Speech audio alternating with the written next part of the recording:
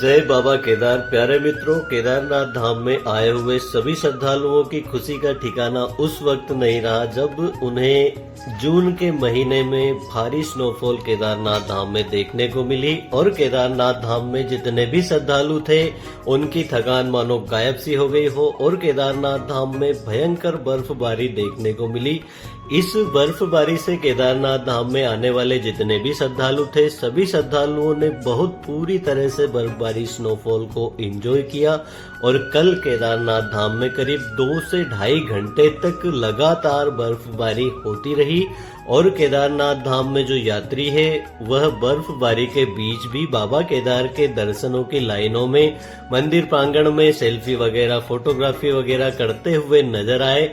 तो जब बारिश हो जाती है ऐसे समय में यात्री बहुत ही ज्यादा परेशान हो जाते हैं, मगर अभी बर्फबारी केदारनाथ धाम में देखने को मिल रही है। साथ ही जो टेम्परेचर है, दिन का टेम्परेचर भी -3-4 डिग्री तक चला जा रहा है। ठंड, बहुत ही खतरनाक ठंड केदारनाथ धाम में देखने को मिल रही है और जो यात्री है आप देख सकते हैं कि पूरे जो कॉरिडोर है उसके अंदर चले गए हैं और जो लाइनें टोकन के लिए लगती थी वो सारी लाइनें अभी देखने को नहीं मिल रही है। हालांकि यात्रियों की संख्या अभी भी बढ़ी हुई है मगर सारे यात्री इधर उधर कहीं पे शरण लिए हुए हैं। आपको खुले में बहुत ही कम यात्री एंजॉय करते हुए नजर आ रहे होंगे। मगर केदारनाथ धाम की यात्रा में कल जितने भी श्रद्धालु थे किसी के भी चेहरे पर ऐसा नहीं लग रहा था कि गौरीकुंड से चढ़कर आ रहे हैं, बहुत ही ज्यादा थकान है। यहाँ का कल केदारनाथ धाम का जो मौसम हुआ बहुत ही खूबसूरत मौसम और जो यात्री है बहुत ही ज्यादा प्रसन्नता पूर्वक बाबा केदार के दर्शन भी किए। हालांकि बारिश भी कुछ समय के लिए हुई मगर केदारनाथ धाम में जो श्रद्धालु थे सभी श्रद्धालुओं की खुशी का ठिकाना नहीं रहा। लाइट स्नोफॉल बहुत ही ज्यादा समय तक होती रही और करीब आधे घंटे तक काफी अच्छी मात्रा में स्नोफॉल कल केदारनाथ धाम में देखने को मिली।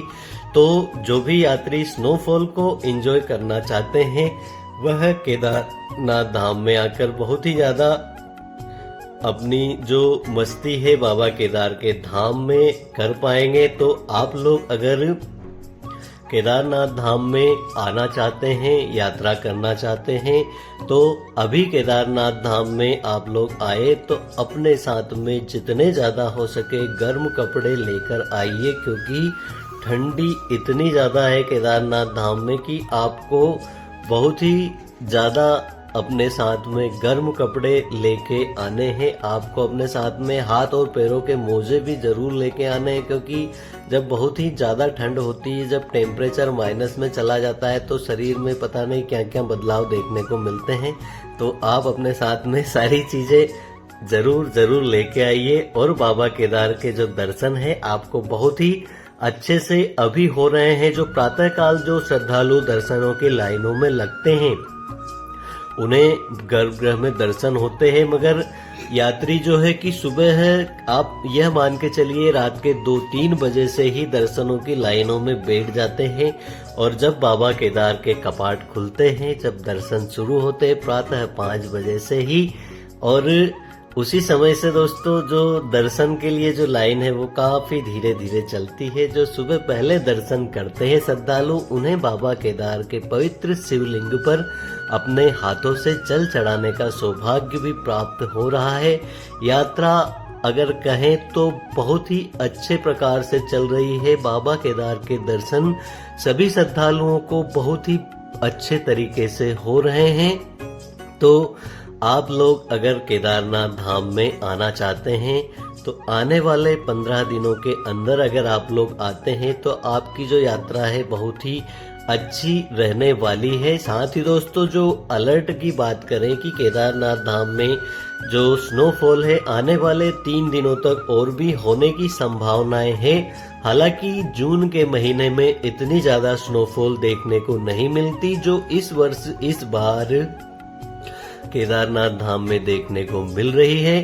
तो आप लोग अगर यात्रा पर आते हैं तो 15 जून के बाद में आपको उत्तराखंड में मानसूनी बारिश भी देखने को मिलेगी। तो उससे पहले अगर आप लोग यात्रा कर लेते हैं तो काफी ज्यादा अच्छा रहने वाला है, क्योंकि जब मानसूनी बारिश शुरू होती है तो ऐसे में उत्तराखंड के कई इलाकों में आपको बहुत ही ज्यादा भारी लैंडस्लाइड का भी सामना करना पड़ेगा और भारी बारिश से जो रास्ते होते हैं टूट जाते हैं, कई जगहों पर रास्ते जाम हो जाते हैं।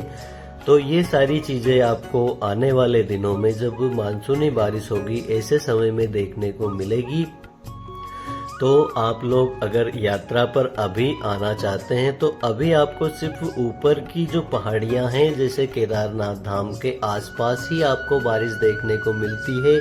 वहीं बात करें नीचे अपने गौरीकुंड हुआ, सोनप्रयाग हुआ, गुप्त काशी हुआ, फाटा हुआ, इन जगहों पर बहुत ही कम बारिश अभी देखने को मिल रही है। वहां पर बहुत ही अच्छी धूप खिली हुई रहती है और जो ऊपरी चोटियां हैं पहाड़ों की वहां पर अभी स्नोफॉल हो ही रही है।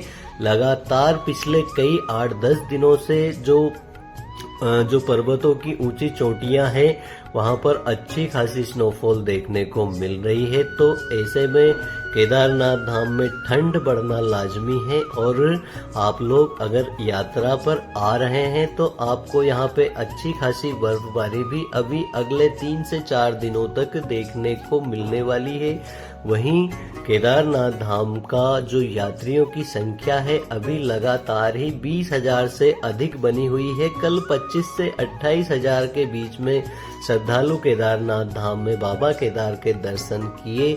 और केदारनाथ धाम में अगर आप अगले दिनों यात्रा पर आते हैं तो आपको अगले 15 जून तक इसी प्रकार से यात्रियों की संख्या देखने को मिलने वाली है।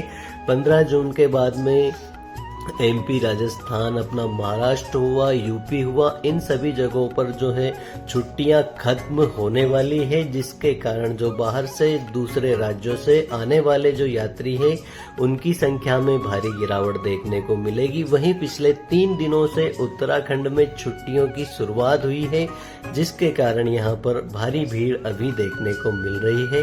तो बाबा केदार की जो यात्रा है अभी 1 महीना और 2 दिन हुए हैं। तो इतने दिनों में बाबा केदार के जो भक्त हैं उन्होंने बहुत ही अधिक संख्या में आकर बाबा केदार के दर्शन किए। जो यात्रा है बहुत ही अच्छे से चल रही है। 5 महीने की यात्रा शेष बची हुई है, तो आप लोग इन 5 महीनों में कभी भी आकर बाबा केदार के दर्शन कर सकते हैं। अभी यात्रा काफी अच्छे से चल रही है।